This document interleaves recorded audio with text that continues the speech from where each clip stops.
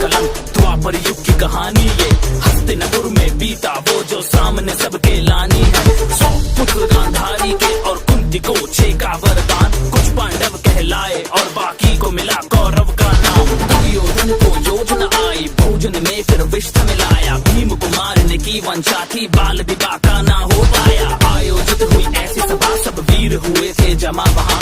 भीम ने जो फिर गदा घुमाया, सम्मोहित था सारा समाज।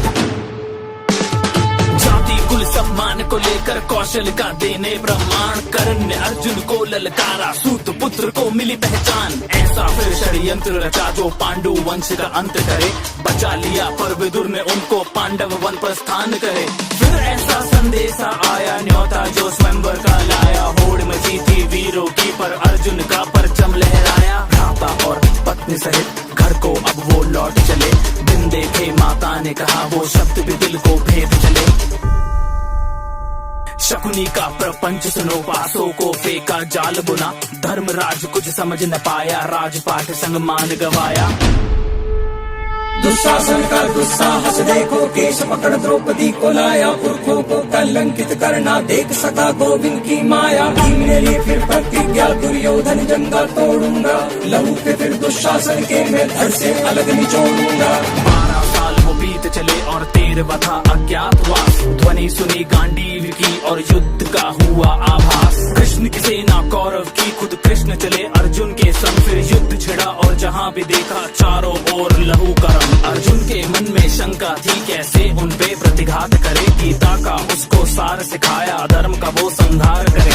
युद्ध का आया पहला दिन, तीरों की वर्षा होने लगी। भीष्म जो आए रथ पे तो पांडु सेना भी ध्वस्त लगी। दूजा दिन जब युद्ध का आया, अर्जुन ने कौशल दिखलाया। शस्त्रों की टकरार हुई और भीष्म न आगे बढ़ पाया। वरदान मिला था मृत्यु भी इच्छा से हो, पर शस्त्र उठे ना सामने जब शिखंडी हो। खुद ही अपना राज बताया, मौत को फिर खुद गले लगाया। अर्जुन तीरों से शैया बनी, प्यास लगी पितामह को तो वो भी अर्जुन से ही बुझी। जिसको कोई तोड़ सके ना, ऐसे व्यू की रचना कर दी। तोड़ दिया एक बालक ने उस अभिमन्यु की हत्या कर दी। कैसा इनका हट है और कैसा इनका है ये धर्म। एक तरफ जलती है चिता और दूजी ओर छलनी है बदन।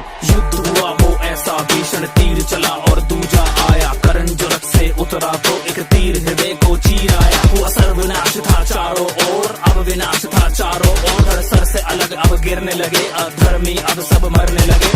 धृतराष्ट्र 100 पुत्रों की संख्या भी अब कम होने लगे। शकुनी का भी अंत हुआ और था अब दुशासन का। उसके सीने को चीर दिया, अब लहू के संग शववासन था। दुविधा में दुर्योधन था, जीत का कोई आसार नहीं। युद्ध में कैसे विजय मिले, जीवन का बस आधार यही।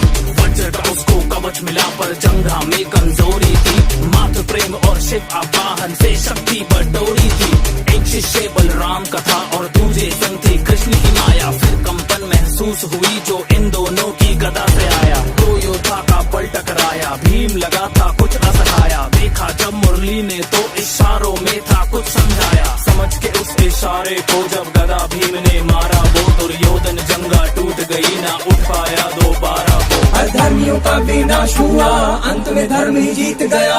कलयुग का आरंभ हुआ और द्वापर युग भी बीत गया।